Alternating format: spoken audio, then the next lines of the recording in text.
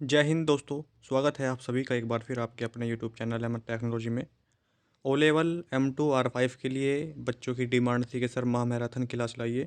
तो इस वीडियो में M2R5 के जितने भी इम्पोर्टेंट क्वेश्चन अब तक पूछे गए हैं और पूछे जाने के जिनके चांसेस हैं जनवरी 2023 में जो एग्ज़ाम होने वाला है आपका, आपको पता होना चाहिए 15 जनवरी को आपका M2R5 का एग्ज़ाम होगा 2023 में जो होने वाले हैं। ठीक है, तो उसी के लिए हमारी एक तैयारी है आप सभी के लिए। ये क्लास आपके लिए रामबाण साबित होगी। अगर आपने कुछ भी नहीं पढ़ा है और आपके पास इतना टाइम नहीं है तो आप इस वीडियो को देख लीजिए। मेरी ये गारंटी है कि आप इस वीडियो को अगर पूरा देख लेंगे, अच्छे तरीके से समझ लेंगे, तो आप उसको M2R5 को अच्छे से पास कर सकते हैं। बस प्रैक्टिकल में आप अच्छे नंबर ले आना, 50 नंबर वहाँ पे ले आना, 50-60 नंबर आप इस वीडियो से ले आओगे तो आपका काम हो जाएगा। ठीक है, चैप्टर वाइज MCQ इस वीडियो में डिस्कस करेंगे। ये हमारी ई बुक है। ठीक है, अगर आपके पास वीडियो देखने का टाइम नहीं है तो आप इसको ले भी सकते हैं। इसको आप ऑफलाइन पढ़ सकते हैं अपने फ़ोन में, तो आप इसको ले सकते हैं। 50 रुपये आपको इसका जो है पे करना होगा। ठीक है, ये चार्जेज़ है जो इसका मतलब आपके लिए, मतलब 50 रुपये कुछ नहीं है। ये जो टाइप वगैरह में लगता है उसके लिए है बस ये। ठीक है, तो आपको भी इतना पता होना चाहिए कि टाइम वगैरह लगता है, ये जो भी टाइप करेगा ये उसके लिए है, हमारा इसमें कुछ नहीं है। और बाकी आप, मैं ये नहीं कहता कि आप इसको ले ही ज़रूर, आप इसको वीडियो को देखिए। इसमें और भी क्वेश्चन मैं आपको बताऊंगा, इस वीडियो से अलग भी जो इंपॉर्टेंट क्वेश्चन हैं, जो क्वेश्चन के साथ साथ रिलेटेड होंगे उनको भी बताऊंगा। उनको भी आप साथ साथ नोट करिएगा और उनको समझते चलिएगा। आपको बहुत ही हेल्प मिलने वाली है। जनवरी 2023 में आपको एग्ज़ाम को फोड़ देना है, बिल्कुल कोई फेल नहीं होगा इस बार। ये अपने आप से वादा करें और अच्छे ग्रेड से वो लेवल को पहली बार में आपको पास करना है। ठीक है, तो चलिए इस वीडियो को शुरू करते हैं। चैनल पर नए हैं तो प्लीज़ अभी सब्सक्राइब कर लीजिए, बेल आइकन प्रेस कर दीजिए और वीडियो को सभी बच्चे अभी लाइक कर दीजिए। ठीक है, तो चलिए क्वेश्चन नंबर 1 पे चलते हैं। पहले आपको सिलेबस बता देता हूँ M2R5 का कि सिलेबस क्या है। वेब डिज़ाइनिंग, आपको इस चैप्टर का इसका नाम याद ही है, वेब डिज़ाइनिंग एंड पब्लिशिंग। पहला चैप्टर है आपका इंट्रोडक्शन टू वेब डिज़ाइन, दूसरा चैप्टर है एडिटर, तीसरा HTML बेसिक्स, फोर्थ चैप्टर है आपका CSS कैस्केडिंग स्टाइल शीट, इसकी फुल फॉर्म होती है।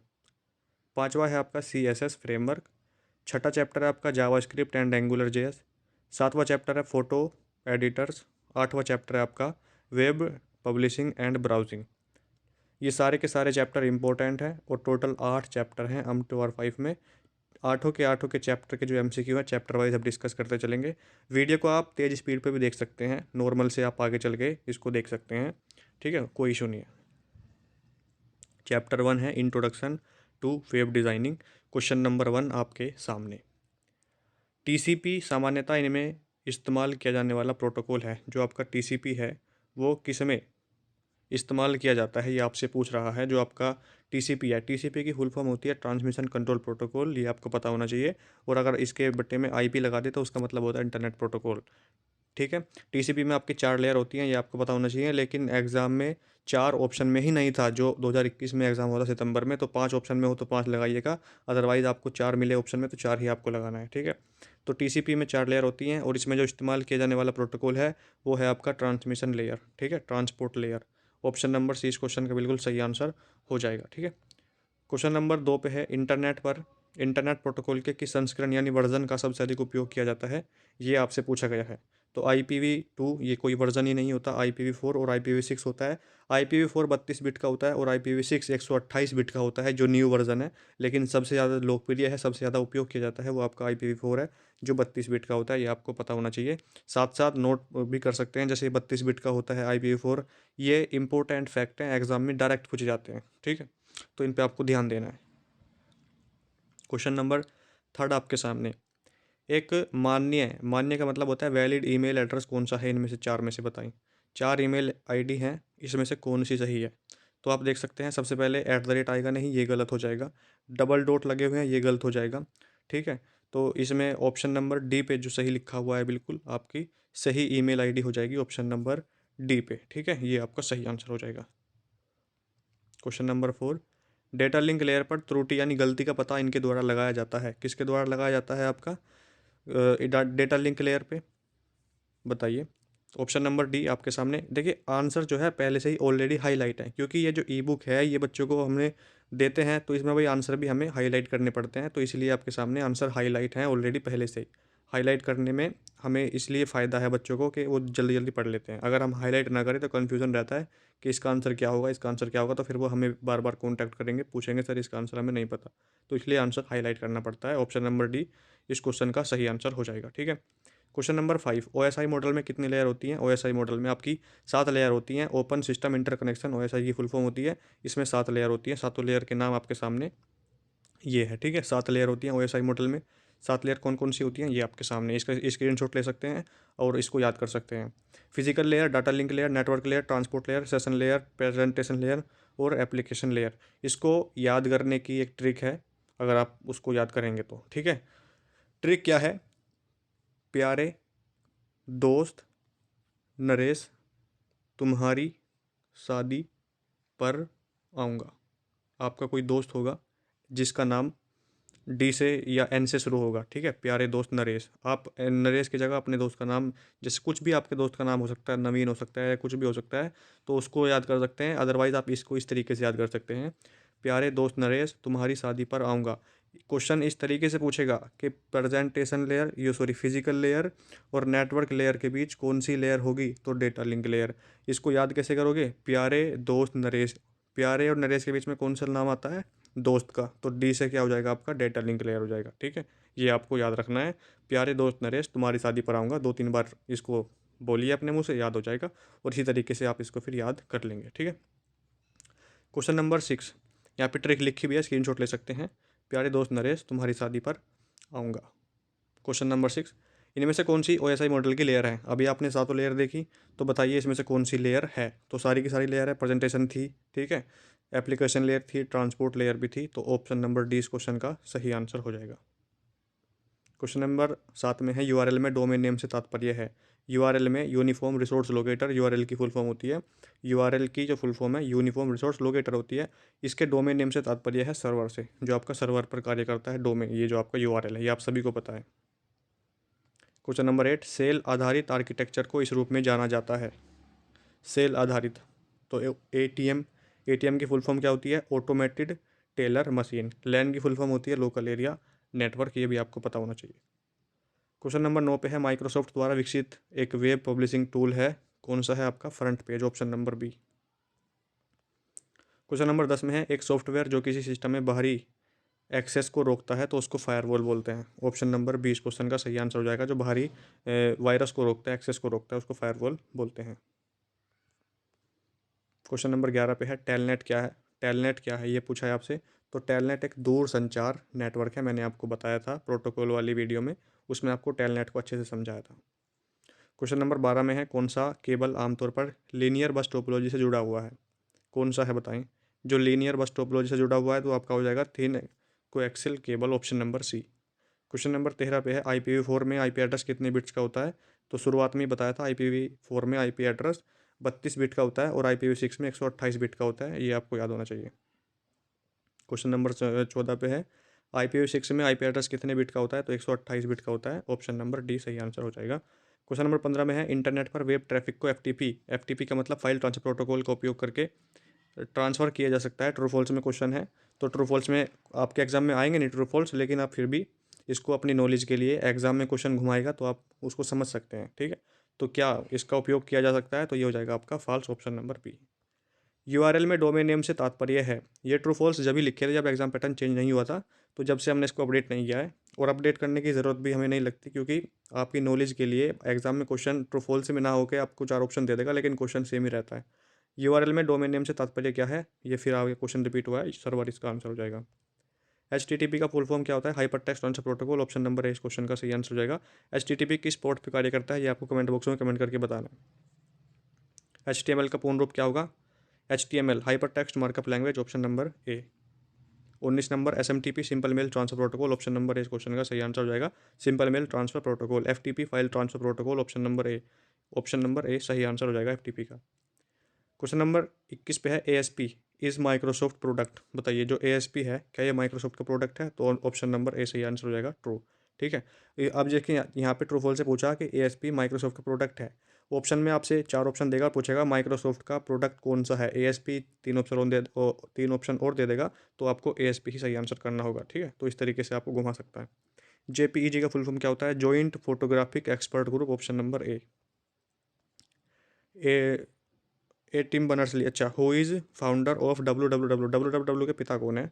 ए टिम बर्नर्स-ली इसका सही आंसर हो जाएगा, ठीक है, ऑप्शन नंबर ए। अरपा का पूर्ण रूप क्या होगा? Advance research project agency, option number ए।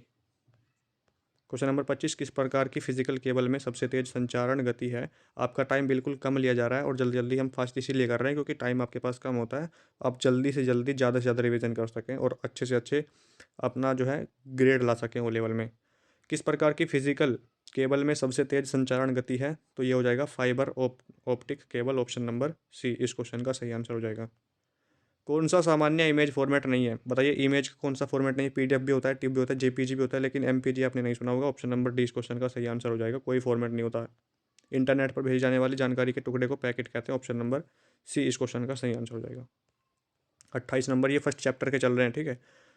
डाउनलोड का अर्थ है अपने कंप्यूटर से दूसरे के कंप्यूटर में फाइल कॉपी करना, तो ये हो जाएगा फॉल्स। डाउनलोड का अर्थ कह रहा है अपने कंप्यूटर से दूसरे कंप्यूटर में, तो ये तो अपलोड होता है, ठीक है, तो ये डाउनलोड नहीं होता है। ऑप्शन नंबर बी फॉल्स हो जाएगा।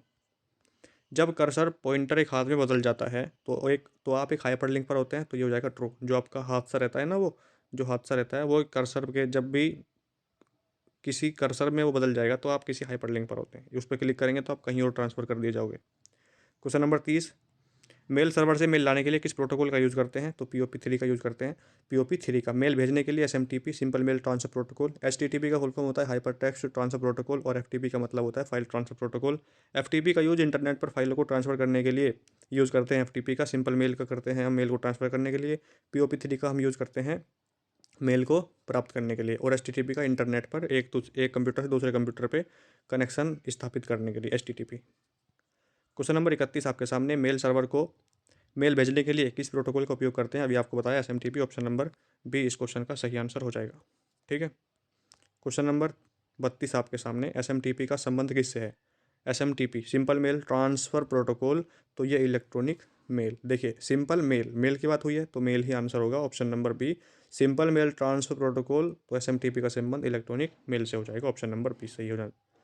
33 नंबर पे है, वेब ब्राउज़र को वेब क्लाइंट के रूप में भी जाना जाता है, तो बिल्कुल सही बात बोली है, ऑप्शन नंबर ए सही आंसर हो जाएगा। क्वेश्चन नंबर 34 आपके सामने, सिक्योर्ड सॉकेट लेयर SSL का फुल फॉर्म होता है। सिक्योर्ड सॉकेट लेयर किसके द्वारा विकसित किया गया था, डेवलप किया गया था? तो नेटस्कैप, ऑप्शन नंबर सी इस क्वेश्चन का सही आंसर हो जाएगा। नेटस्कैप के द्वारा विकसित किया गया था ये। 106 पेज की PDF है ये। देखिए अब आप कितना हमें फास्ट करना होगा, और अभी हम 13 पेज पर हैं। GIF फॉर्मेट एक पूर्ण रंगीन फोटोग्राफ को सेव करने के लिए उपयुक्त है, तो ये हो जाएगा फॉल्स। 36 नंबर पे है, वैन का फुल फॉर्म होता है वैन का फुल फॉर्म क्या होता है भाई? वाइड एरिया नेटवर्क होता है। लैन का फुल फॉर्म होता है लोकल एरिया नेटवर्क, और मैन का फुल फॉर्म होता है मेट्रोपोलियन एरिया नेटवर्क।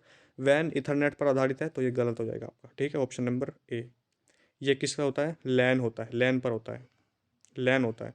WWW का पूरा नाम क्या होता है? वर्ल्ड वाइड वेब है, तो बिल्कुल सही बात बोली है यहाँ पे। देखिए, हमने यहाँ पे फुल फॉर्म बता दिया आपको। ट्रू फॉल्स में क्वेश्चन पूछा आपसे, MCQ में पूछेगा WWW का फुल फॉर्म बताइए, तो आपको ये ऐसे ना दे कि इसको ऑप्शन में दे देगा, तो आपको कोई मतलब प्रॉब्लम नहीं है ट्रू फॉल्स को पढ़ने में हमारे क्वेश्चन में से। CSS का पूर्ण रूप क्या है? बस MCQ आएंगे नहीं आपके एग्जाम में, ये आपको समझना है।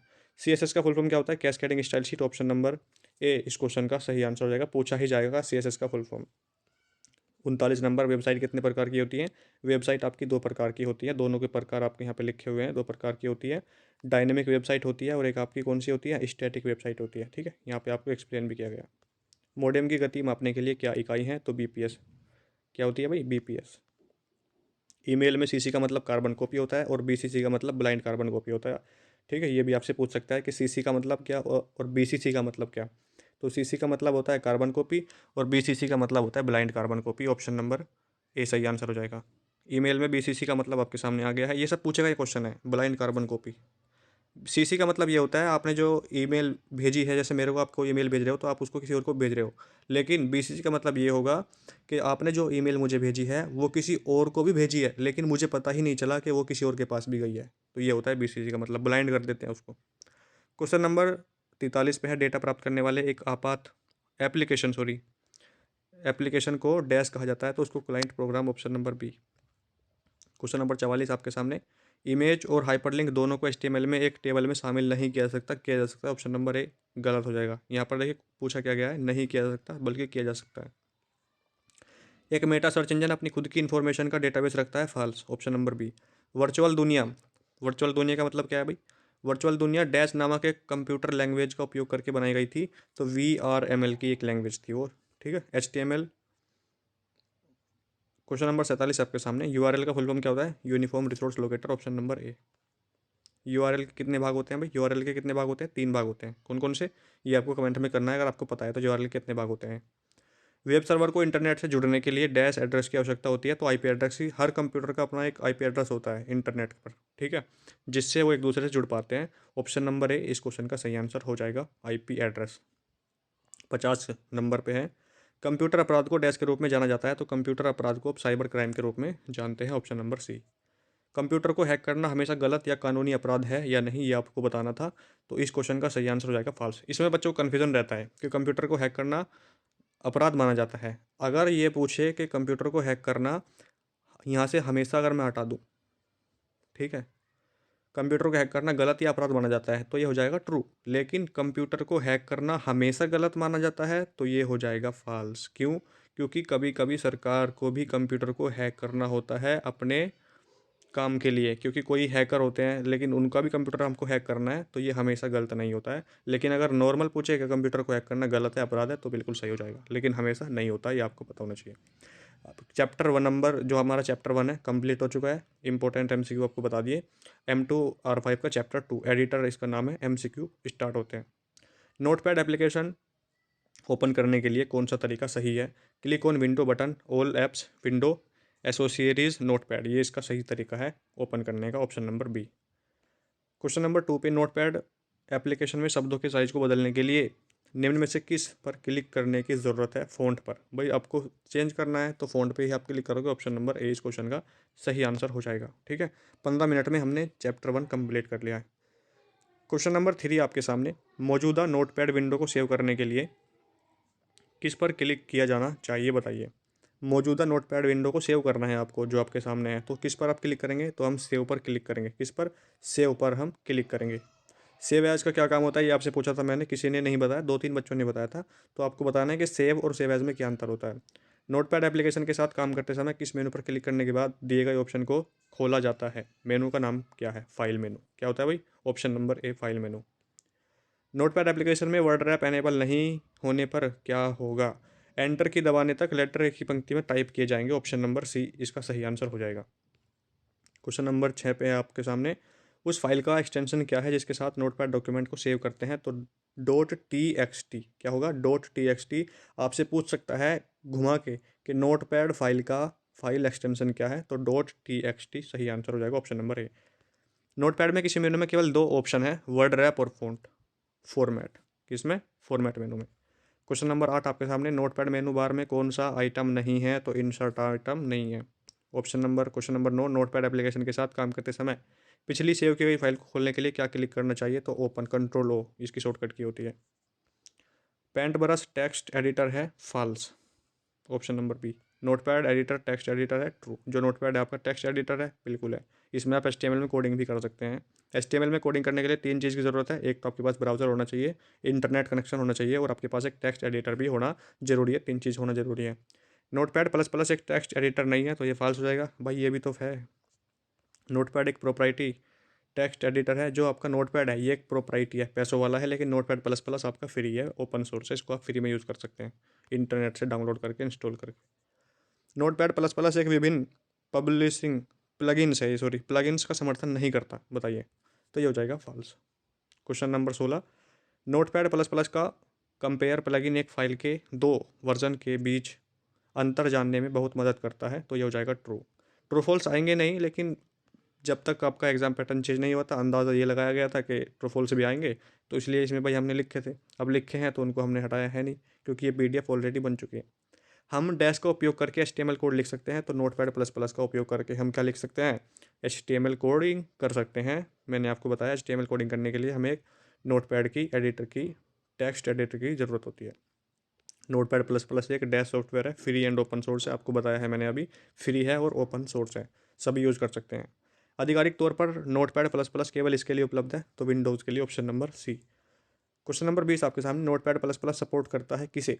तो syntax holding option number C को। क्वेश्चन नंबर 21 आपके सामने, नोटपैड प्लस प्लस विभिन्न प्लगइन को सपोर्ट करता है जो आपकी इनमें सहायता करते हैं, तो ऑप्शन नंबर डी इस क्वेश्चन का सही आंसर हो जाएगा। ठीक है, 1 मिनट, बैक बटन प्रेस हो गया था इसलिए वो बैक हो गया। नोटपैड प्लस प्लस विभिन्न प्लगइन को सपोर्ट करता है जो आपकी इनमें सहायता करते हैं, तो डॉक्यूमेंट्स की तुलना, दो कंपाइल करना, ठीक है, टेक्स्ट कार्य और मैक्रो रिकॉर्डिंग, तो ये आपके सारे ही सही हैं। ऑप्शन नंबर डी इस क्वेश्चन का सही आंसर हो जाएगा। ठीक है, क्वेश्चन नंबर 22 आपके सामने, नोटपैड प्लस प्लस में मल्टी एडिटिंग के लिए सपोर्ट को इस मेनू में नेविगेट करके एनेबल किया जा सकता है, तो बताइए। ऑप्शन नंबर ए setting, preference, editing, enable, control plus mouse plus click और सिलेक्शन, ऑप्शन नंबर ए ही इसका सही आंसर है। ठीक है, इनको याद करना पड़ेगा आपको, कोई शॉर्ट ट्रिक नहीं है इसको। ठीक है, लंबा सा है लेकिन याद करिए। नोटपैड प्लस प्लस में कंपेयर प्लगइन, इनके बीच अंतर जानने में बहुत मदद करता है, फाइल के 2 वर्जन, ऑप्शन नंबर ए। ठीक है, क्वेश्चन नंबर 24 आपके सामने, एडोब डैश, एडोब का एक ओपन सोर्स कोड एडिटर है। यह HTML, hypertext markup language, CSS, cascading style sheet और जावास्क्रिप्ट के लिए बिल्ट इन सपोर्ट के साथ विशेष रूप से वेब डिजाइनरों की ज़रूरत पर केंद्रित है, तो ऑप्शन नंबर ए ब्रैकेट।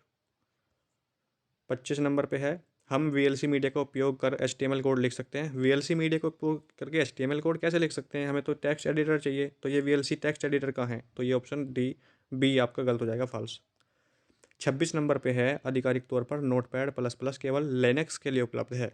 केवल लिनक्स के लिए उपलब्ध है, तो ये फॉल्स हो जाएगा। हमने अभी चर्चा की थी कि विंडोज़ के लिए उपलब्ध है, तो ये फॉल्स है। नोटपैड एक उत्कृष्ट वर्ड प्रोसेसर है, ट्रू, ऑप्शन नंबर ए।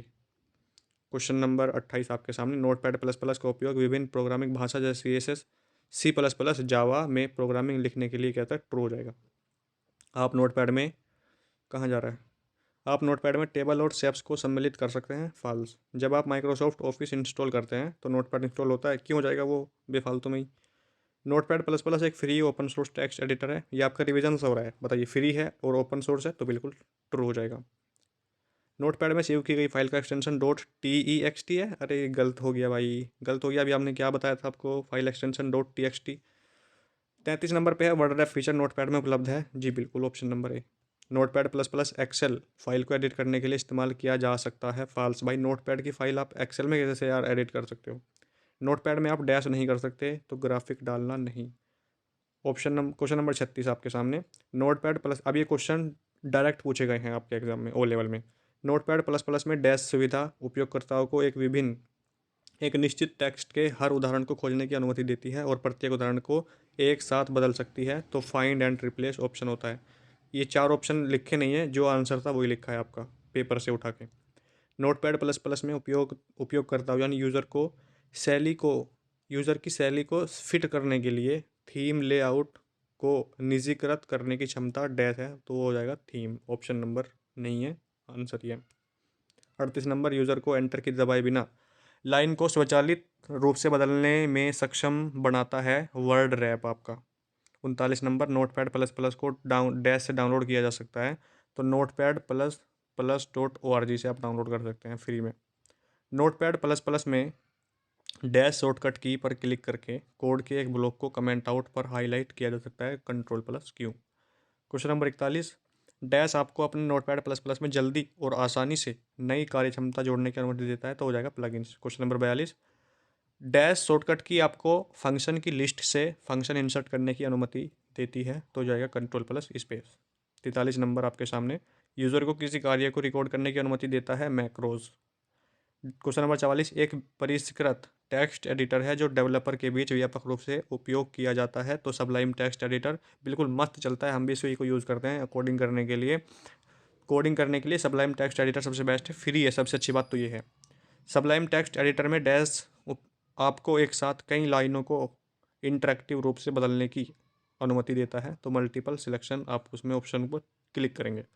46 नंबर, डैश शॉर्टकट की के साथ कमांड पैलेट दिखाता है, control shift P, option number नहीं है आंसर है आपके सामने। Question number 47, Sublime text editor सरल डैश फाइलों के साथ अनुकूल योग्य है, तो ये हो जाएगा कस्टमाइजेबल, JSON इसका आंसर हो जाएगा।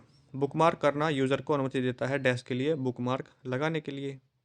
मैक्रोज यूज़र को अनुमति देते हैं एक बड़ा प्रोग्राम जिसे नेविगेट करना मुश्किल हो।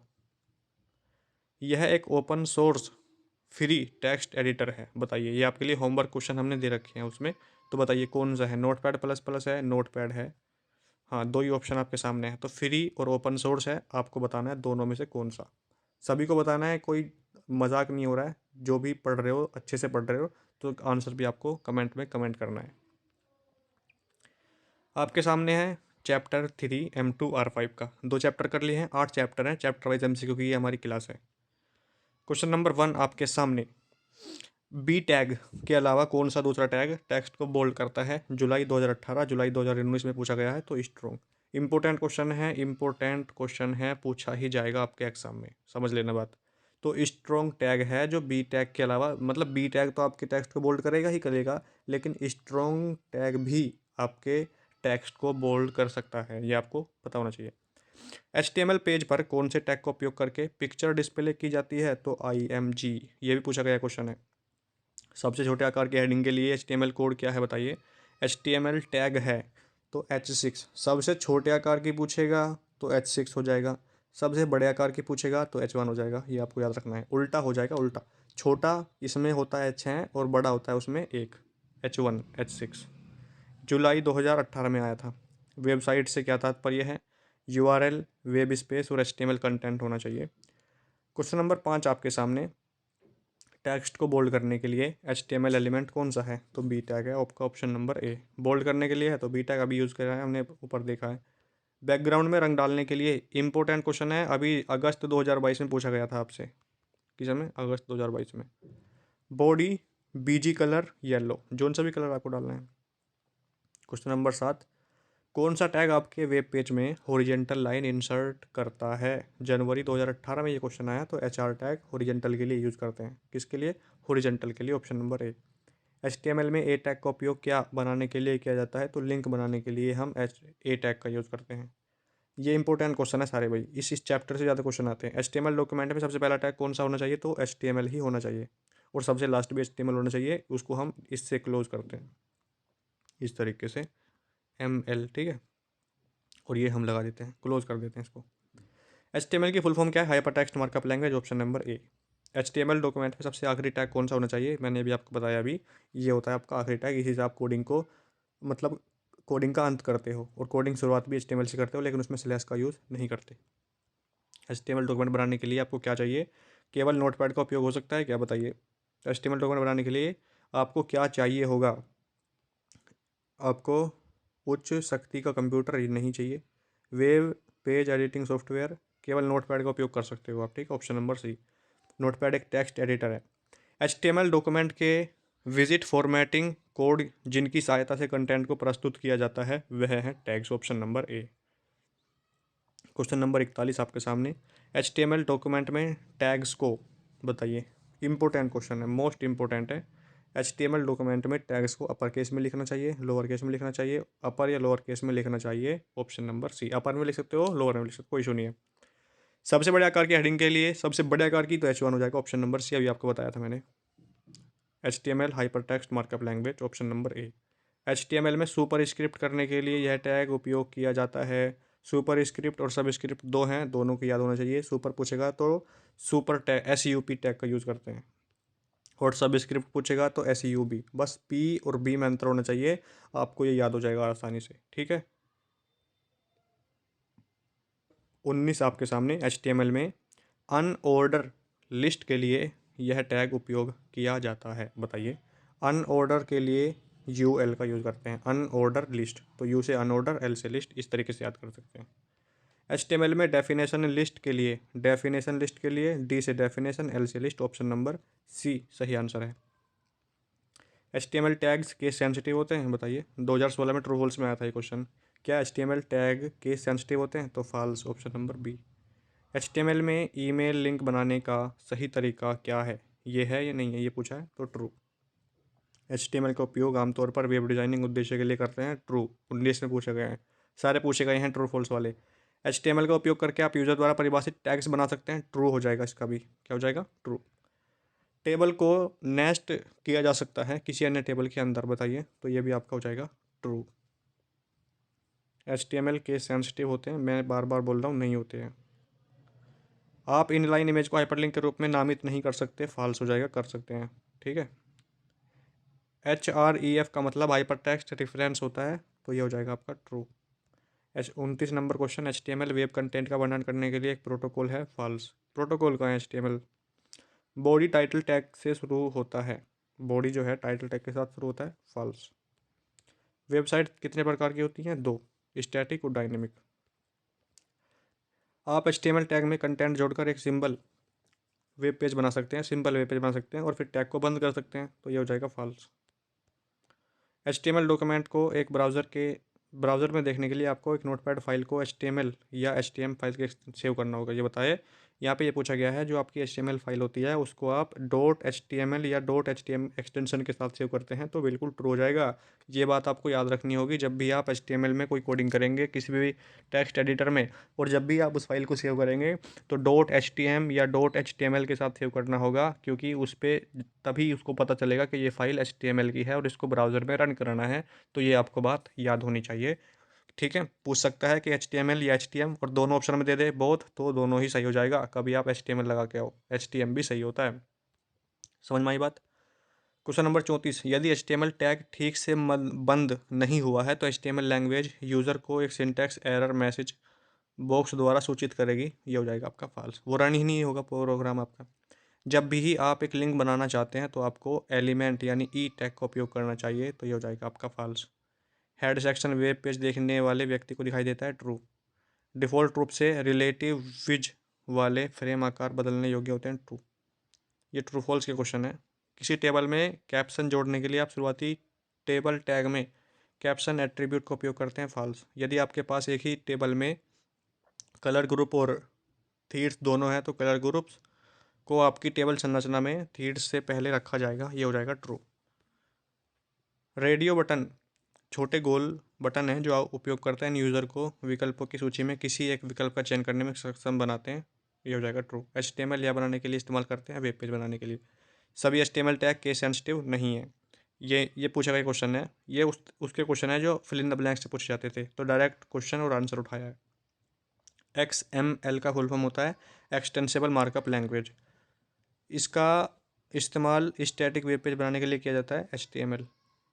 मेटा एलिमेंट को HTML पेज के डैश सेक्शन में जोड़ा जाता है, तो हेड सेक्शन में जोड़ा जाता है, जुलाई 2017 में पूछा गया। लाइन ब्रेक करने के लिए BR टैग का यूज़ करते हैं, इंपॉर्टेंट क्वेश्चन। HTML में हेडिंग लिखने के लिए हमारे पास 6 हेडिंग होती है, सबसे छोटी हेडिंग होती है H6 और सबसे बड़ी हेडिंग होती है H1। डैश एक फाइल है जो अन्य सूचनाओं को जोड़ती है, तो HTML ऑप्शन नंबर HTML सही आंसर है। HTML में हम इटैलिक में टेस्ट पाने के लिए आई टैग का यूज़ करते हैं, ठीक है। इटैलिक पूरा नहीं लिखना, अगर आपको इटैलिक करना है तो केवल आई लिखना है, इटैलिक हो जाएगा। इटैलिक का मतलब होता है वर्ड को तिरछा करने के लिए। HTML टैग से पहले डैश घोषणा आपके HTML डॉक्यूमेंट में सबसे पहली चीज़ होनी चाहिए, जुलाई 2017 में क्वेश्चन पूछा गया है, तो doc type. 51 number, tag HTML एक एक्सटेंशन है जो किसी भी प्रकार के जावास्क्रिप्ट स्टेटमेंट को संलग्न कर सकता है, स्क्रिप्ट ऑप्शन नंबर इसका स्क्रिप्ट सही आंसर हो जाएगा। 52 नंबर पे है, डैश टैग HTML डॉक्यूमेंट के बारे में मेटा प्रदान करता है, तो मेटा टैग होता है। 53 नंबर, व्यू पेज का अंतर्निहित HTML कोड दिखता है लेकिन यह नहीं दिखता कि यह ब्राउज़र पर कैसा दिखेगा, कोड। HTML को डैश लैंग्वेज मार्कअप लैंग्वेज बोलते हैं। HTML टैग्स का उपयोग डॉक्यूमेंट का कंटेंट वर्णित करने के लिए, ये फिल इन द ब्लैंक से पूछे गए हैं। HTML में डिज़ाइन किया गया पेज को वेब पेज कहते हैं। HTML प्रोग्राम को डैश एक्सटेंशन के साथ HTML या HTM के साथ सेव कर सकते हैं। 58 नंबर, डैश डॉक्यूमेंट में एक सेक्शन को परिभाषित करता है, div। यूज़र के इनपुट के लिए एक HTML फॉर्म को परिभाषित करता है, फॉर्म। HTML डॉक्यूमेंट में इमेज को डैश टैग का उपयोग करके प्रदर्शित करता है, img। 61 नंबर, डैश डॉक्यूमेंट या सेक्शन के लिए एक हेडर को परिभाषित करता है, हेडर। ये जो लिखा है ना, ये देखिए, ये तो फुटर होता है जो पेज के नीचे, और जो पेज के टॉप पे होता है इसको बोलते हैं हेडर, इसको बोलते हैं फुटर। वेब पेज में हाइपरलिंक बनाने के लिए हम डैश टैग का उपयोग करते हैं, तो ऑप्शन नंबर ए, हाइपरलिंक के लिए ए टैग यूज़ करेंगे। सबसे ज़्यादा क्वेश्चन इसी से लिए क्योंकि सबसे ज़्यादा क्वेश्चन इसी से पूछे जाते हैं इस चैप्टर से। डैश टैग आपके वेब पेज पर हॉरिजॉन्टल रूप से एक लाइन इंसर्ट करता है, होमवर्क क्वेश्चन में दिया गया था, तो HR टैग हॉरिजॉन्टल के लिए यूज़ करते हैं। चैप्टर हमारे कितने हो चुके हैं भाई? 3 चैप्टर हो चुके हैं। क्वेश्चन नंबर चैप्टर 4 आपके सामने, 4 चैप्टर और बचे हैं। ठीक है, 1 घंटे में या 1.5 घंटे में कंप्लीट कर देंगे इसको। CSS का फुल फॉर्म क्या है भाई? ये उनके नाम लिखे हैं जिन्होंने आंसर दिए थे जब। ठीक है, गौरव त्रिवेदी, ये जब भी है। CSS का फुल फॉर्म क्या होता है? कैस्केडिंग स्टाइल शीट होता है। ऑप्शन नंबर है। ये नाम तो हमने डिलीट किए थे लेकिन रह गए हैं ये।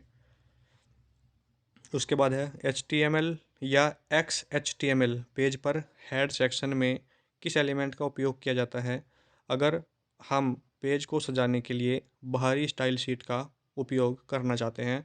तो वह हो जाएगा आपका लिंक टैग। ठीक है, HTML की full form hyper text markup language, और X की क्या हो जाएगा? Extensible hyper text markup language. हम CSS कोड के साथ कमेंट कैसे लिख कर सकते हैं? तो ये हो जाएगा ऑप्शन नंबर ए सही आंसर। जब हम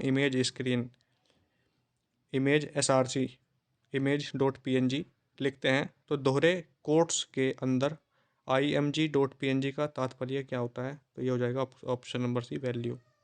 यदि हम div बॉर्डर और उसके अंदर, ये इनर नहीं है भाई, अंदर है, टेक्स्ट के बीच कुछ मार्जिन जोड़ना चाहते हैं तो आप CSS प्रॉपर्टी का उपयोग करेंगे पैडिंग। ऑप्शन नंबर सी। किसी एलिमेंट के टेक्स्ट साइज को नियंत्रित करने के लिए कौन सी CSS प्रॉपर्टी का उपयोग किया जाता है? Font size. Option number C. आप सभी पैराग्राफ एलिमेंट को लाल रंग कैसे देंगे? P लिखेंगे पहले, फिर कलर और फिर रेड। एक नई लिस्ट बनाने तथा एक हाइपरलिंक को शामिल करने के लिए प्रयोग किया जाने वाला टैग है आपका कौन सा? L1 टैग है। कौन सा सिलेक्टर उन एलिमेंट का चयन करता है जो सिलेक्टर S से मेल नहीं खाते? तो हो जाएगा आपका option number C note S। कौन सा सिलेक्टर उन एलिमेंट का चयन करता है जो पेरेंट्स का पहला चाइल्ड है? बताइए। तो first of type, option number A इस क्वेश्चन का सही आंसर हो जाएगा। ठीक है, ए। कौन सा सिलेक्टर डायरेक्ट डिसेंडेंट का चयन करता है? तो E+F। क्वेश्चन नंबर 12, ये सारे के सारे क्वेश्चन आपके एग्जाम में पूछे गए हैं इसीलिए यहाँ पे हैं। कौन सा सिलेक्टर ID एट्रीब्यूट के साथ किसी भी टैग का चयन करता है? तो HID। क्या हो जाएगा? HID। Question number 13, font variant property के लिए कौन सी वैल्यू उचित नहीं है? तो ये हो जाएगा आपका लार्ज कैप्स। क्वेश्चन नंबर 13, कौन सी प्रॉपर्टी टेक्स्ट का फ़ॉन्ट साइज निर्धारित करती है? फ़ॉन्ट साइज रिपीट हो गया।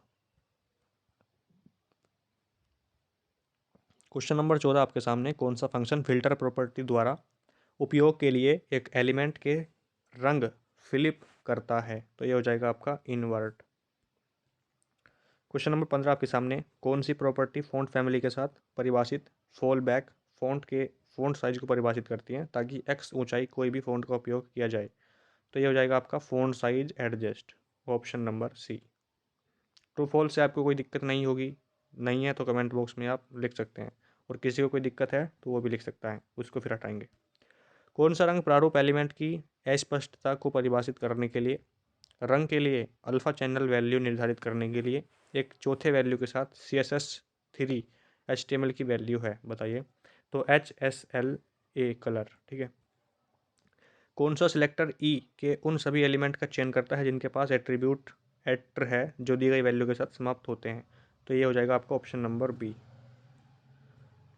18 नंबर, टेबल की चौड़ाई कितनी होनी चाहिए ताकि टेबल की चौड़ाई ब्राउज़र विंडो की वर्तमान चौड़ाई में एडजस्ट हो जाए? तो 100% होनी चाहिए। Option number B. Question number 19, head section में HTML document external style sheet को रेफर करने के लिए सही जगह है? तो ये हो जाएगा true. HTML tag style tag का उपयोग इंटरनल स्टाइल शीट को परिभाषित करने के लिए किया जाता है? तो ये भी आपका हो जाएगा ट्रू। 21 नंबर, इनलाइन स्टाइल्स को परिभाषित करने के लिए HTML एट्रीब्यूट स्टाइल का उपयोग किया जाता है? तो ये भी आपका हो जाएगा ट्रू।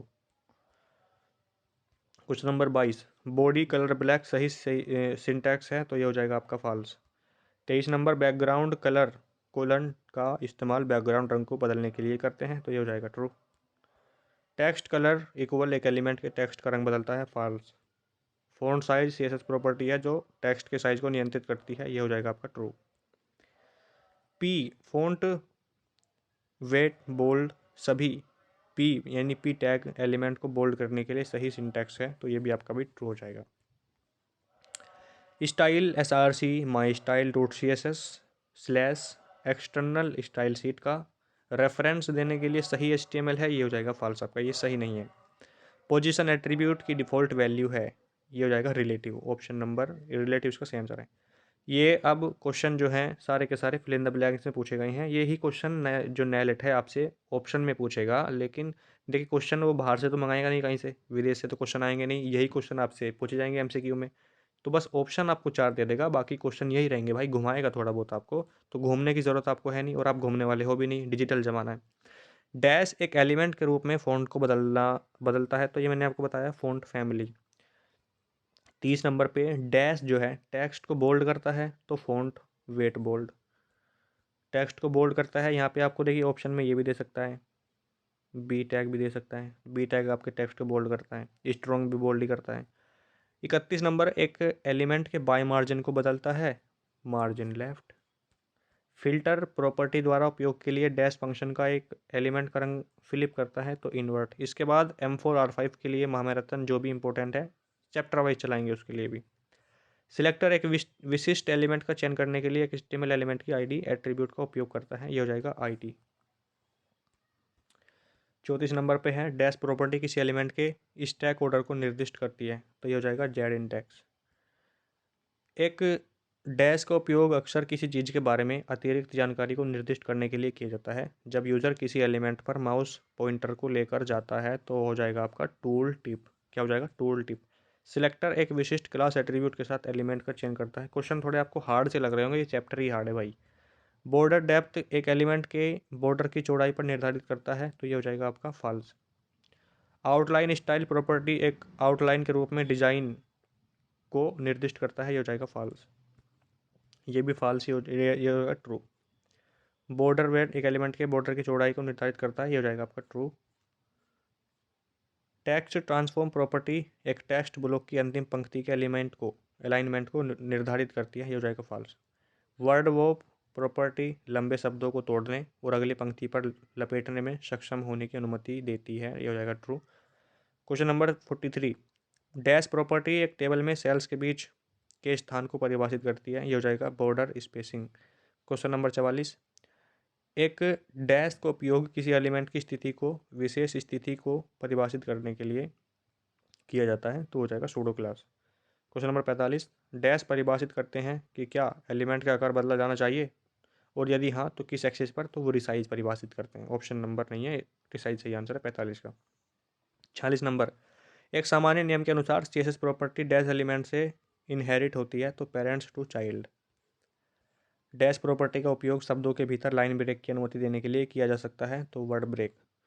48 नंबर डैश प्रॉपर्टी एक मल्टी कॉलम टेक्स्ट फ्लो पर हर कॉलम की चौड़ाई को परिभाषित करती है, column width. 49 number virtual rules उत्पन्न करते हैं जो उनके रन करने पर उनका असर बताते हैं, तो CSS एनिमेशन। अब CSS क्या है इसके बारे में थोड़ी डिस्कस कर लेते हैं, स्क्रीनशॉट ले लें। 100% इस क्वेश्चन आपसे पूछा जाएगा। CSS का मतलब कैस्केडिंग स्टाइल शीट होता है। CSS बताता है कि HTML एलिमेंट को स्क्रीन, पेपर या अन्य मीडिया में कैसे शो किया जाता है। CSS बहुत काम बचाता है, बहुत काम बचाता है। ठीक है, यह एक साथ कई वेब पेजों के लेआउट को नियंत्रित कर सकता है, कंट्रोल कर सकता है। एक्सटर्नल स्टाइल शीट को CSS फाइलों में स्टोर किया जा सकता है। ये CSS के बारे में थोड़ी सी जानकारी। ये आपसे क्वेश्चन पूछा गया था होमवर्क के लिए, जो कि इसका आंसर भी यहाँ पे आप हमने शो कर दिया है हाईलाइट। क्वेश्चन चैप्टर 5 है आपके सामने। W3.CSS क्या है? एक फ्रेमवर्क है, फ्रेमवर्क वाला चैप्टर है, इंपॉर्टेंट है भाई, ये भी बहुत क्वेश्चन इससे आएंगे आपके एग्जाम में। W3 का मतलब देखिए क्या होता है, ये जो W3 है ना, ये इसका मतलब है www ना लिख के W3 लिख दिया है। W3 का मतलब होता है वर्ल्ड वाइड वेब, आप जानते ही हैं इसकी फुल फॉर्म। तो ये है W3 world wide web dot CSS मतलब कैस्केडिंग स्टाइल शीट क्या है, ये आपसे पूछा गया था। तो फ्री में उपयोग किया जाने वाला एक फ्रेमवर्क है। ये क्या है? फ्री में उपयोग किया जाने वाला एक फ्रेमवर्क। W3.CSS का मतलब क्या है? World wide web cascading style sheet. Option number ए। क्या हो जाएगा? Option number A. Question number 4 आपके सामने। W3.CSS क्या कर सकता है? वेब डेवलपमेंट को गति भी दे सकता है, ठीक है, और उसको क्या कर सकता है? ये सरल भी बना सकता है, ईजी बना सकता है। क्वेश्चन नंबर 5 आपके सामने, W3.CSS क्या है? अन्य CSS फ्रेमवर्क की तुलना में धीमा। बिल्कुल गलत। नेगेटिव तो चलेगा ही नहीं भाई, भारी भी नहीं चलेगा, जटिल भी नहीं चलेगा, हमें तो पॉजिटिव चाहिए सारे के सारे।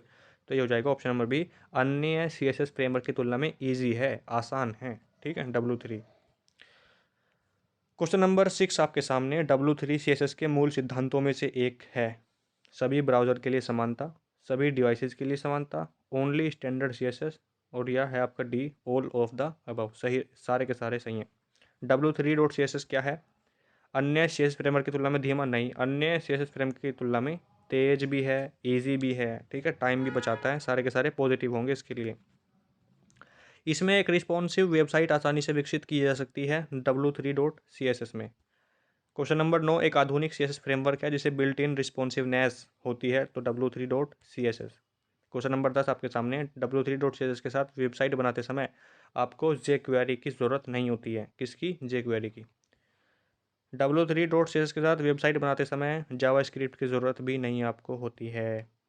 W3 बटन और W3 बटन क्लास सभी आकारों और प्रकार के बटन प्रदान करते हैं, जिसे वाइड बटन, सर्कुलर या स्क्वायर बटन कहते हैं।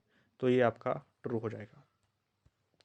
W3 लेबल क्लास सभी प्रकार के टैग, लेबल, बेज और संकेत प्रदर्शित करने में सक्षम है, तो ये हो जाएगा फॉल्स। ये ट्रू फॉल्स में आपके वो लेवल में पूछे गए क्वेश्चन, इसीलिए हमने यहाँ पे रखे, क्योंकि प्रीवियस ईयर के हो सकता है फिर भी ट्रू फॉल्स में पूछे, लेकिन ट्रू फॉल्स नेट ने बिल्कुल ही बंद कर दिए हैं, तो इसलिए आपके एग्जाम में ट्रू फॉल्स नहीं आएंगे। लेकिन हमने इसमें ट्रू फॉल्स डाले थे इसीलिए, क्योंकि पूछे जा सकते हैं, तो पूछेगा ही नहीं, तो ये इसीलिए इसमें है, इसलिए डिलीट नहीं करें इनको। W3 टैग वैसे आएंगे नहीं आपके एग्जाम में, ये क्वेश्चन हो सकता है घुमा दे। W3.CSS छोटे, मध्यम और बड़ी क्लासेस के साथ 12 कॉलम वाले मोबाइल फर्स्ट फ्लूइड ग्रिड का समर्थन करता है, तो हो जाएगा ट्रू। W3 100 क्लासेज आपको विशिष्ट स्थिति में HTML एलिमेंट को प्रदर्शित करने की अनुमति देती है, तो ये हो जाएगा आपका फॉल्स। ठीक है, question number 17, W3 display classes आपको विशिष्ट स्थिति में HTML एलिमेंट को प्रदर्शित करने की अनुमति देती है, तो ये हो जाएगा फॉल्स। W3 मॉडल और क्लास प्योर HTML मॉडल और नॉन मॉडल डायलॉग प्रदान करता है, ये हो जाएगा आपका फॉल्स। ट्रू फॉल्स के बहुत सारे क्वेश्चन डाल रखे हैं। W3 मॉडल क्लास प्योर, ये भी सेम ही क्वेश्चन रिपीट हो गया है।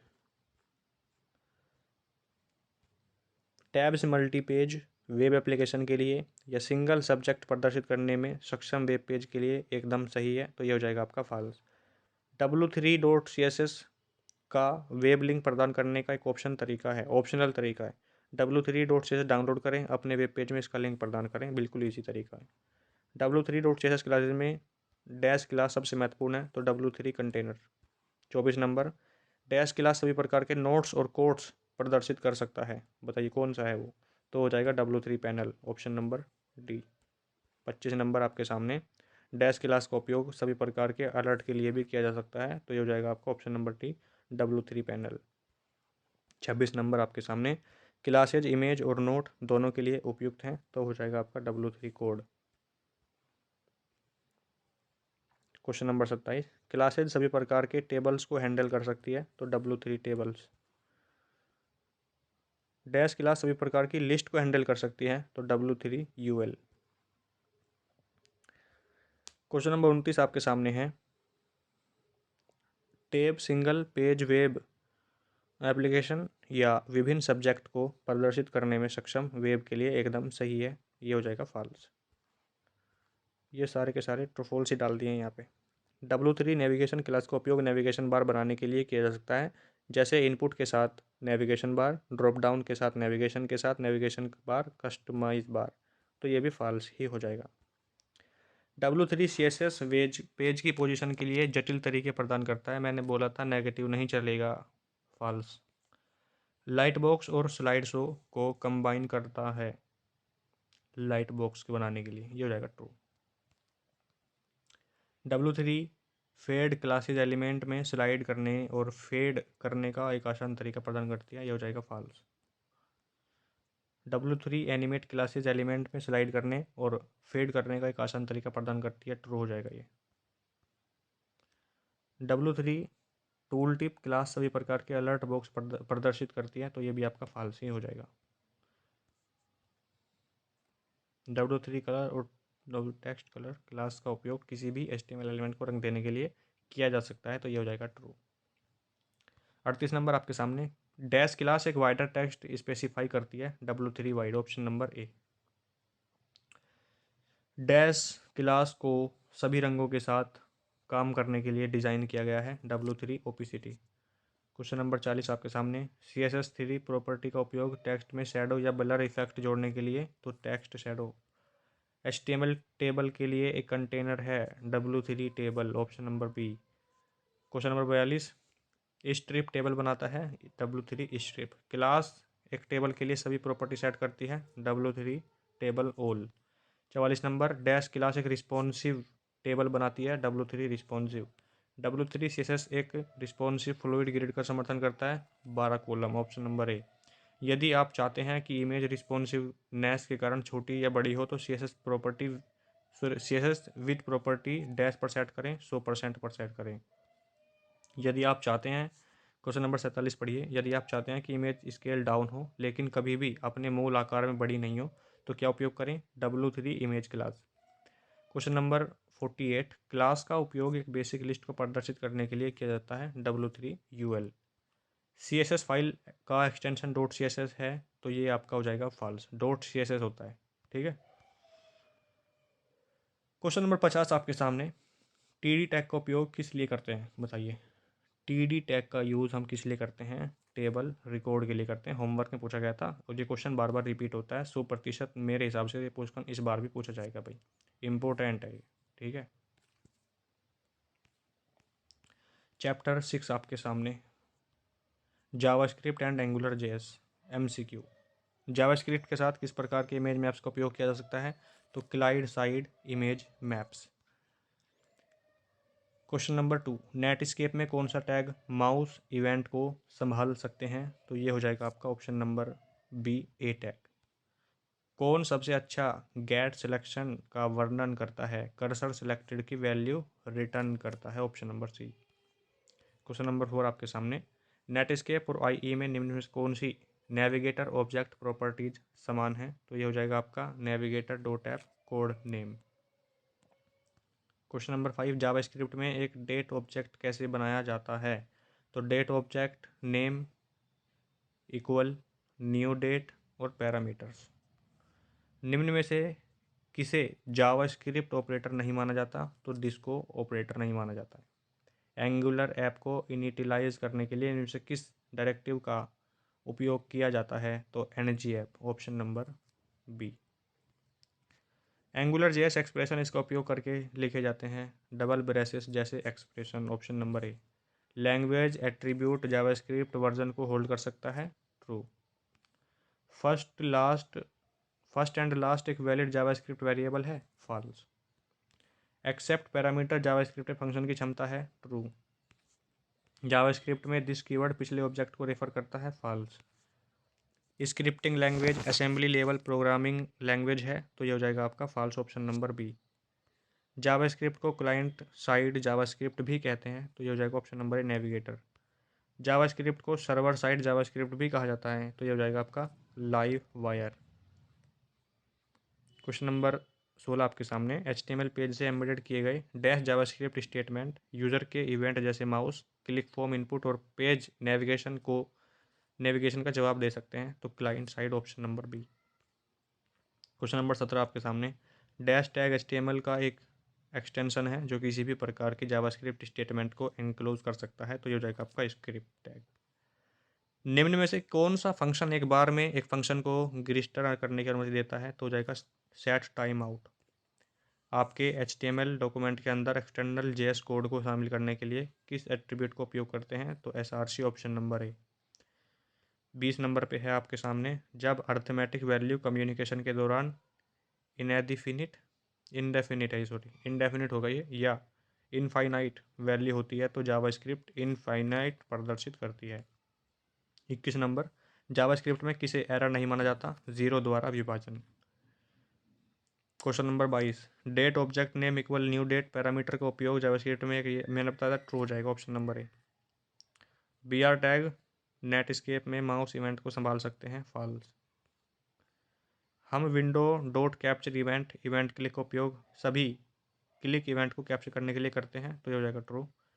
इवल का सिंटैक्स डैश है, तो object name dot Java string, Java script को डैश द्वारा इंटरप्रेट किया जाता है client, option number a. 27 number, statement का उपयोग करके आप किसी विशिष्ट कंडीशन का को टेस्ट करते हैं, इफ़, वो इफ़ स्टेटमेंट है। एक एरे ऑब्जेक्ट का डैश मेथड एक एरे से एलिमेंट को ऐड या डिलीट करता है, ये हो जाएगा आपका सप्लाइज। 29 नंबर, एक विंडो डैश क्या है, एक विंडो ऑब्जेक्ट को टेंटेड प्रॉपर्टी है, तो डिफ़ॉल्ट स्टेटस। क्वेश्चन नंबर 30, सिपेंटक जिसका उपयोग यह जांचने के लिए किया जाता है कि ए नल के बराबर है या नहीं, तो वो हो जाएगा आपका इफ़ ए और इक्वल नल। किसी विशेष प्रॉपर्टी के मौजूद होने को टेस्ट करने के लिए किस ऑपरेटर का उपयोग किया जाता है, तो IN। क्वेश्चन नंबर 32 आपके सामने, नेटस्केप में लाइव वायर का उपयोग मुख्य उद्देश्य RDBMS से कनेक्ट करने के लिए सर्वर साइड जावास्क्रिप्ट कोड को परमिट करता है, बताइए। तो ये हो जाएगा आपका ट्रू, ठीक है, ऑप्शन नंबर ए। स्क्रिप्ट टैग को टाइटल और हेड में रखना चाहिए, तो ये हो जाएगा फॉल्स। क्वेश्चन नंबर 34 आपके सामने, यूनिक्स मशीन पर विकसित जावास्क्रिप्ट प्रोग्राम विंडो मशीन पर अच्छी तरह से काम करेगा, ट्रू हो जाएगा। जावास्क्रिप्ट वेब सर्वर पर स्टोरेज आवश्यकता को कम करने के लिए आदर्श है, ट्रू। जावास्क्रिप्ट कोड को RMI का उपयोग करके कॉल किया जा सकता है, फॉल्स।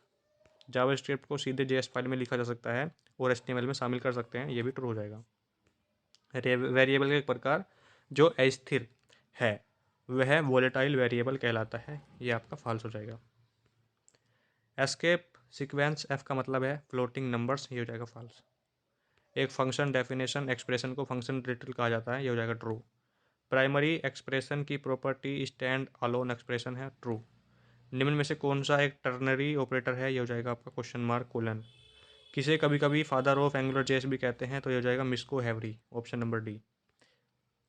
NGINIT डायरेक्टिव के बारे में कौन सा सही है कथन, तो दोनों ही सही हैं। NGINIT डायरेक्टिव एक एंगुलर जेस एप्लीकेशन डेटा को इनिशियल करता है, और बी भी आपका सही है, ऑप्शन नंबर सी से हो जाएगा दोनों।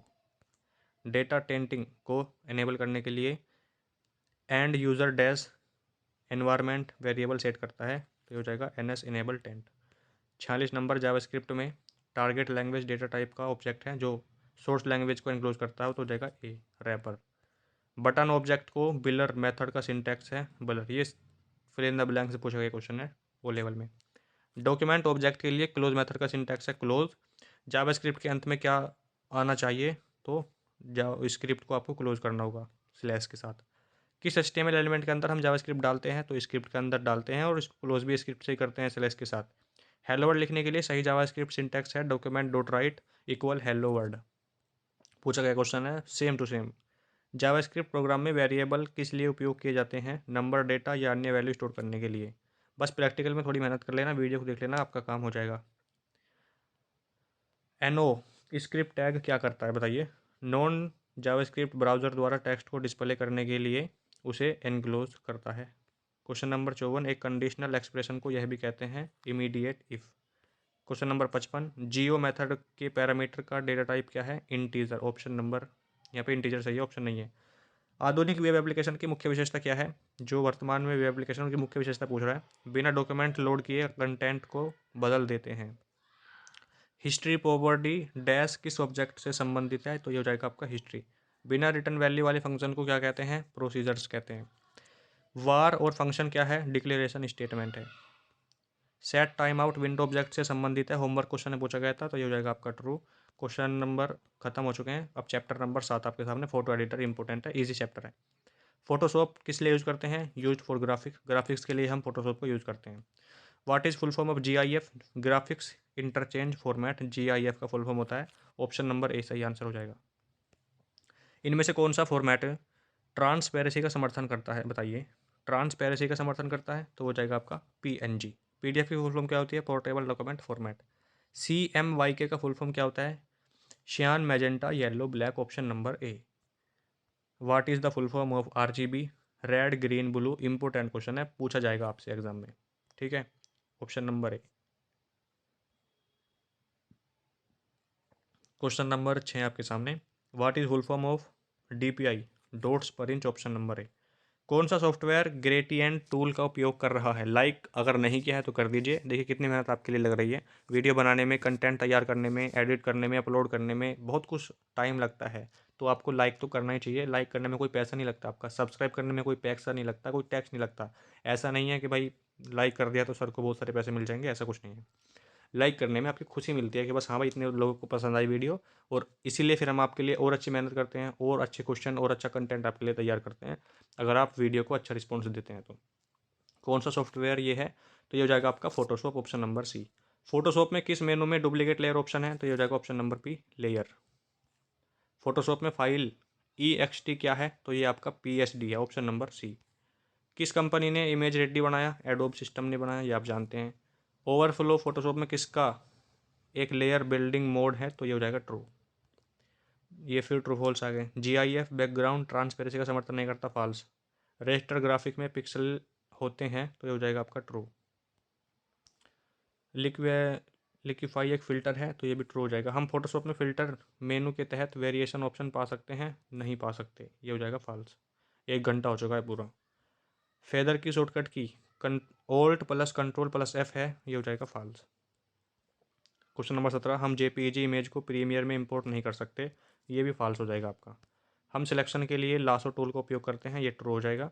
हम फोटोशॉप में किसी भी एप्लीकेशन को सेव नहीं कर सकते, फॉल्स हो जाएगा। क्यों नहीं कर सकते? कर सकते हैं। फोटोशॉप का डिफ़ॉल्ट कलर मोड CMYK है, ये भी फॉल्स हो जाएगा आपका, ठीक है, फॉल्स। फोटोशॉप में डेज टू डेट का ऑप्शन पाने के लिए कहाँ जाना पड़ता है आपको? इमेज एडजस्टमेंट में आपको जाना होता है। क्वेश्चन नंबर 22, फोटोशॉप में ऑटो कंट्रास्ट ऑप्शन प्राप्त करने के लिए सिलेक्ट करें इमेज एडजस्टमेंट। फोटोशॉप में कितने कलर मोड हैं? 5। कितने होते हैं? 5। फोटोशॉप में कितने प्रकार के ग्रेड एलियंट हैं? 5। ये भी आपको याद होना चाहिए। फोटोशॉप में कितने प्रकार के मार्की टूल हैं? 4। 4 प्रकार के मार्की टूल होते हैं। फोटोशॉप में ऑटो कंट्रास्ट ऑप्शन प्राप्त करने के लिए हमें कहाँ सिलेक्ट करना होगा? इमेज एडजस्टमेंट, ऑप्शन नंबर ए। सिलेक्शन और उसके आसपास के पिक्सेल्स के चारों ओर ट्रांजिस बाउंड्री बनाकर किनारों को धुंधला करने को क्या कहते हैं? फेदरिंग कहते हैं, ऑप्शन नंबर बी। पूछा गया क्वेश्चन है ये। फोटोशॉप में स्ट्रोक का ऑप्शन प्राप्त करने के लिए कहाँ सिलेक्ट करते हैं? एडिट मेनू में, अगर किसी को स्ट्रोक करना है तो एडिट मेनू में। JPEG का मतलब जॉइंट फोटोग्राफिक एक्सपर्ट ग्रुप तो होता है, ये हो जाएगा option number A. What is full form of GIF? Graphic interchange format, option number ए। हम फोटोशॉप में फिल्टर मेनू के तहत वेरिएशन को आ सकते हैं, फॉल्स। RGB का full form grid red green black होता है, ये फॉल्स हो जाएगा, रेड ग्रीन ब्लू। फोटोशॉप एक इमेज एडिटिंग टूल है, ये हो जाएगा ट्रू। ल्यूमिनेस का मतलब कलर की ब्राइटनेस है, ये हो जाएगा आपका ट्रू। यदि R बराबर 255, G बराबर 0, B बराबर 0 हो तो कलर कैसा हो जाएगा आपका? तो कलर काला होगा, ये बोल रहा है इसमें, तो फॉल्स हो जाएगा। डिफ़ॉल्ट रूप से एक चैनल इंडेक्स कलर इमेजेज है, ट्रू। फोटोशॉप में अधिकतम 24 अल्फा चैनल एक इमेज बना सकते हैं, तो ये हो जाएगा ट्रू। फोटोशॉप में हम अधिकतम 1000 स्टेप अंडो कर सकते हैं, बताओ, तो ये हो जाएगा ट्रू। अंडो का मतलब होता है जैसे मैंने ये लिख दिया है, कुछ भी लिख दिया है, ठीक है, गलती से ये मुझसे चला गया है, ठीक है, अब मैं इसको फिर से लाना चाहता हूँ, तो उसके लिए हम Ctrl Z यूज़ करते हैं, अंडो, ठीक है। और अगर वो आ जाता है तो हम चाहते हैं कि नहीं हट जाए, तो हम Ctrl Y यूज़ करते हैं, रेडो। फोटोशॉप में आर्ट सिलेक्शन टूल है, ट्रू।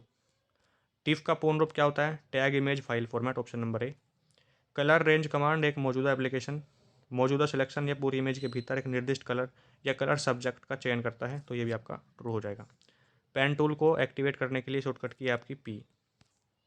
फोटो को अपने उद्देश्य के लिए सबसे प्रभावी बनाने के लिए उसे बदलने की प्रक्रिया एडिटिंग कहलाती है। फोटो को एडिट करके आप कैसा भी बना सकते हैं। वह शब्द जो कलर की रेंज का वर्णन करता है, ह्यू।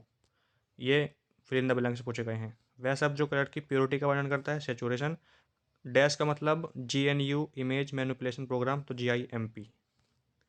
डैश टूल आपको अपनी फाइल में टेक्स्ट ऐड करने की अनुमति देता है, टाइप। कलर की वह रेंज कौन सी है जो एक कलर सिस्टम डिस्प्ले या प्रिंट करती है? GAMUT। एक ग्रे स्केल इमेज है, हमें अधिकतम कलर्स मिलते हैं 300। कितने कलर मिलते हैं इसमें? हमें 256 कलर मिलते हैं हमें, ठीक है, ऑप्शन नंबर सी। हम इमेज के एरिया को डैश करने के लिए डोज टूल का उपयोग करते हैं, तो लाइटन और डार्कन। आप एडिट मेनू से कमांड डैश का उपयोग कर सकते हैं, जो आपको एक ही समय में सभी ट्रांसफॉर्मेशंस करने में मदद करेगा, तो फ्री ट्रांसफॉर्म। एक सिलेक्शन टूल के साथ सेटिंग जो किनारों को सॉफ्ट करने के लिए अनुमति देती है तो फेदर। एक स्मार्ट ऑब्जेक्ट को एडिट करने योग्य लेयर में बदलने के लिए शब्द रोस्टराइज। एक लेयर को डुप्लीकेट करने का शॉर्टकट की क्या होता है कंट्रोल जे। पेन टूल के साथ बनाए गए पॉइंट का नाम जब वह पाथ बना रहा हो तो anchor point. Free transform box को एक्टिवेट करने के लिए शॉर्टकट की क्या हो जाएगी कंट्रोल टी। हाइड शो करने के लिए किस शॉर्टकट की का यूज़ करते हैं कंट्रोल के साथ में आर। फोटोशॉप में फेदर का ऑप्शन पाने के लिए सिलेक्ट मेनू। फोटोशॉप में ऑटो कंट्रास्ट ऑप्शन पाने के लिए image adjustment. Question number 59, layer dash में ड्रॉप शैडो बेवल और एम्बस और स्ट्रोक जैसी चीज़ें शामिल हैं तो ये हो जाएगा possible. Image ready pad software है या नहीं तो ये हो जाएगा आपका फॉल्स। जो आपका इमेज रेडी है ये पैड सॉफ्टवेयर है नहीं फ्री है। भाई चैप्टर 8 आ चुका है आपके सामने और लास्ट चैप्टर है, ठीक है। तो लाइक कर दे सभी। What is CMS in web design?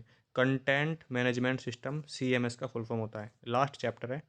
अपनी वेबसाइट को मोबाइल के अनुकूल बनाने के लिए अपनी वेबसाइट को कैसे बना सकते हैं तो उसको हम रिस्पॉन्सिवनेस, ठीक है, ऑप्शन नंबर ए ही इसका सही आंसर हो जाएगा। CSS का पूर्ण रूप क्या हो जाएगा cascading style sheet, option number ए। किसे कौन सा कथन चाहिए ये आपसे पूछ रहा है। थोड़ा मैं फास्ट चल रहा हूँ ना तो आप वीडियो को नॉर्मल स्पीड पर देख सकते हैं और आपको और फास्ट बोलना है तो आप हाई स्पीड पर देख सकते हैं, कोई इशू नहीं। निम्न में से कौन सा कथन गलत है ये पूछा है। तो आप HTML का उपयोग किए बिना एक वेबसाइट बना सकते हैं। भाई बिल्कुल गलत बात बोल रहा है यार, HTML का उपयोग किए बिना हम वेबसाइट कैसे बना सकते हैं तो ये गलत हो जाएगा, ऑप्शन नंबर ए ही। बाकी ऑप्शन आप पढ़ सकते हैं सारे सही हैं। आप PHP का उपयोग किए बिना वेबसाइट बना सकते हैं बिल्कुल। CSS का उपयोग किए बिना वेबसाइट बना सकते हैं बिल्कुल। जावास्क्रिप्ट का उपयोग किए बिना वेबसाइट बना सकते हैं बिल्कुल। वर्डप्रेस क्या है क्वेश्चन नंबर 5। यह एक सॉफ्टवेयर है जिसका उपयोग टेक्स्ट को प्रेस करने के लिए किया जाता है, ऑप्शन नंबर ए। यह एक question number 6 SQL structured query language, option number ए। जावास्क्रिप्ट के बारे में कौन सा सही है? यह एक क्लाइंट साइड स्क्रिप्टिंग लैंग्वेज है। PHP के बारे में कौन सा सही है? यह एक सर्वर साइड स्क्रिप्टिंग लैंग्वेज है। कोएक्सिएबल केबल डैश टोपोलॉजी के लिए उपयोग की जाती है तो बस टोपोलॉजी के लिए कोएक्सिएबल केबल यूज़ करते हैं। क्वेश्चन नंबर 10, मेल प्राप्त करने के लिए कौन सा स्टैंडर्ड प्रोटोकॉल है? POP का फुल फॉर्म क्या होता है? Post office protocol. SMT का simple mail transfer protocol. HTTP का hyper text transfer protocol. FTP का फाइल ट्रांसफर प्रोटोकॉल, ठीक है। HTML का hyper text markup language. Mail भेजने के लिए कौन सा है आपका? SMTP है। पहला ग्राफिकल वेब ब्राउज़र कौन सा है आपका? मोजैक। इंपॉर्टेंट क्वेश्चन है, मार्क करना, 100% पूछा जाएगा। पहला ग्राफिकल वेब ब्राउज़र मोजैक। पहला सर्च इंजन कौन सा है? आर्ची। इसको स्टार करना क्वेश्चन को, आर्ची। HTML के संस्थापक। गूगल की स्थापना कब हुई थी? 1998 में। ये क्वेश्चन कम्युनिटी में पूछा गया था मैंने। HTML के संस्थापक कौन है? Tim Berners-Lee. ये भी आपको याद होना चाहिए। कब की थी स्थापना आपको बताना है कमेंट बॉक्स में। HTML को डैश लैंग्वेज माना जाता है तो HTML को मार्कअप लैंग्वेज माना जाता है। हाई लेवल लैंग्वेज बता देना इसको। HTML को डैश लैंग्वेज माना जाता है, मार्कअप लैंग्वेज। बार बार पूछा जा रहा है, क्या इंपॉर्टेंट हो सकता है क्वेश्चन। नीचे आ गए हैं हम भाई, ऊपर चलते हैं। हाँ, HTML टैग्स का उपयोग डॉक्यूमेंट का डैश वर्णित करने के लिए तो डॉक्यूमेंट का कंटेंट वर्णित करने के लिए करते हैं। HTML में डिजाइन किए गए पेज को कौन सा पेज कहते हैं भाई? वेब पेज कहते हैं। कौन सा? Web page. Question number 19, HTML program को डैश एक्सटेंशन के साथ सेव करते हैं तो मैंने आपको बताया था .html या .htm। क्वेश्चन नंबर 20, डॉक्यूमेंट में एक सेक्शन को परिभाषित करता है div। ये भी रिपीट हो गया है। डैश यूजर के इनपुट के लिए HTML फॉर्म को परिभाषित करता है फॉर्म। ये भी रिपीट हुआ है। HTML डॉक्यूमेंट में इमेज को डैश टैग के द्वारा img रिपीट हुआ है सारे क्वेश्चन। डॉक्यूमेंट या सेक्शन के लिए हेडर को परिभाषित करता है तो आपका हो जाएगा हेडर। ये भाई इंपॉर्टेंट है इसलिए बार बार रिपीट हो रहे हैं। वेब पेज में हाइपरलिंक बनाने के लिए हम A टैग का यूज़ करते हैं, ये भी रिपीट हो चुका है। डैश टैग आपके वेब पेज है ओरिजेंटल को HR टैग के लिए यूज़ करते हैं, ऑप्शन नंबर ए आपके सामने HR टैग, ठीक है। 26 नंबर, डैश ऐसे प्रोग्राम है, हमने ज़्यादा टाइम नहीं लगाया 8 चैप्टर करने में, लोग एक चैप्टर करने में लगा देते हैं घंटा। डैश ऐसे प्रोग्राम है जो कि बताए गए कीज़ वर्ड की बुनियाद पर डॉक्यूमेंट सर्च करते हैं और इसे सभी डॉक्यूमेंट की लिस्ट रिटर्न करते हैं जिसमें कीवर्ड मिलते हैं तो हो जाएगा search engine, option number search engine सही है। जावास्क्रिप्ट डैश लैंग्वेज है, यह एक क्लाइंट साइड स्क्रिप्टिंग लैंग्वेज है, ठीक है। जावास्क्रिप्ट कंट्रोल कनेक्शन और डेटा कनेक्शन का उपयोग डैश में होता है तो FTP। फुल फॉर्म आप बताएंगे, देखिए भाई लिखा हुआ है, फुल फॉर्म आप बताएं FTP, बताएं कमेंट बॉक्स में। फिर एक पहला और पुराना पैकेट स्विचिंग है जिसने TCP/IP, TCP का मतलब ट्रांसमिशन कंट्रोल प्रोटोकॉल, IP का मतलब इंटरनेट प्रोटोकॉल, स्वीट का इम्प्लाई क्या लिखा भाई, इम्प्ले किया तो ARPANET है, advance research project agency network. Question number 30 है, कंप्यूटर क्राइम के तौर पर जाना जाता है हैकिंग। जब आप हैक करते हो तो क्राइम हो जाता है वो, साइबर क्राइम। डैश एक नेटवर्क है जो छोटे एरिया में काम करता है। LAN local area network, MAN का full form metropolitan area network, wide का full form wide area network. Important है। क्वेश्चन नंबर 32 आपके सामने, डैश एक नेटवर्क है जो बड़े एरिया में काम करता है, तो हो जाएगा आपका वैन। IPv6 कितना लंबा है, 128 बिट का है। IPv4 32 बिट का है। ये आ गया आपके सामने, IPv4 32 बिट का है। मैक का फुल फॉर्म क्या होता है बताना आप कमेंट बॉक्स में, और ये कितने बिट का होता है, ये आपका 48 बिट का होता है, ठीक है। मैक मीडिया एक्सेस कंट्रोल इसकी फुल फॉर्म होती है। XML extensible markup language. TCP/IP transmission control protocol, internet protocol. Program code स्वतंत्र रूप से उपलब्ध हैं, ओपन सोर्स। फाइल वायरस खुद को इसके साथ अटैच करता है, एग्जीक्यूट टेबल फाइल।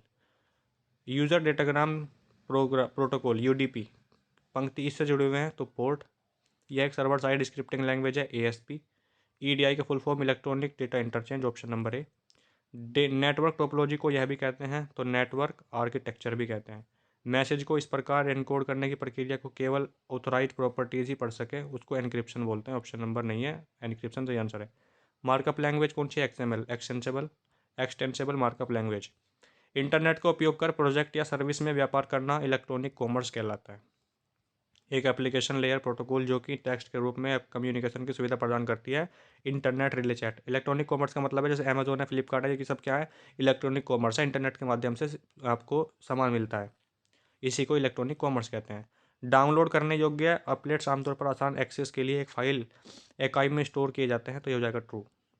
किसी अच्छी सी दिखने वाली वेबसाइट को ऑपरेशन पर भरोसा किया जाता है, बिल्कुल नहीं कर सकते भाई।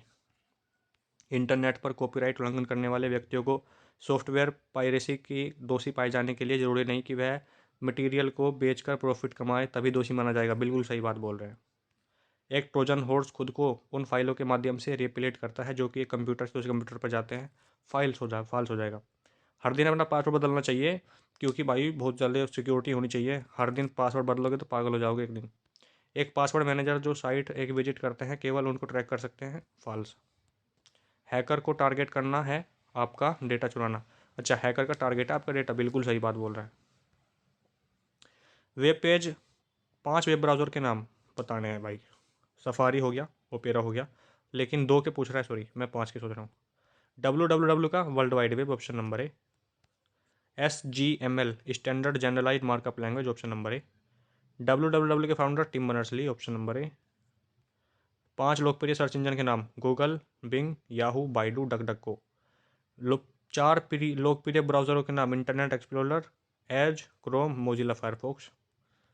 मेटा सर्च इंजन क्या है भाई, मेटा सर्च इंजन लो पढ़ो परिभाषा। मेटा सर्च इंजन एक विशेष प्रकार का सर्च इंजन है जो यूज़र द्वारा प्रदान किए गए इनपुट पर सर्च नहीं करता, बल्कि यह यूज़र क्वेरी को अन्य सर्च इंजन में भेजता है और इन सर्च इंजन को रिजल्ट प्राप्त कराता है। होमवर्क के लिए आपके लिए क्वेश्चन है, कंप्यूटर को हैक करना हमेशा क्राइम एंड कानूनन अपराध माना जाता है। सभी को कमेंट बॉक्स में कमेंट करके इसका आंसर बताना है। देखिए हमें पूरी उम्मीद है वीडियो आपको अच्छी लगी होगी, जिन्होंने ई बुक लिया उनको ई बुक अच्छी लगी होगी। लाइक करें सारे के सारे, और चैनल को सब्सक्राइब करना बिल्कुल ना भूलें, ठीक है। अभी 2 मिनट और रुकिए, आपके सामने 100 क्वेश्चन और हैं जो कि इंपॉर्टेंट है आपके लिए, उनको भी डिस्कस कर लेते हैं। ये डिस्कस करेंगे किसी वीडियो में, जो इंपॉर्टेंट है उसको अलग से। M1 R5 के भी उसमें मिक्स है, इसलिए इसमें मैं नहीं करा रहा हूँ, क्योंकि उसमें केवल M1 के ही आपको कराऊंगा, ठीक है। तो इसलिए इसमें नहीं करते हैं, बस ये वीडियो यहीं तक थी। सभी बच्चे लाइक करें, शेयर करें और अपना पूरा रिस्पॉन्स दें, अपना पूरा इसको सपोर्ट करें इस वीडियो को, ठीक है। मिलते हैं नेक्स्ट वीडियो में, तब तक के लिए जय हिंद, जय भारत।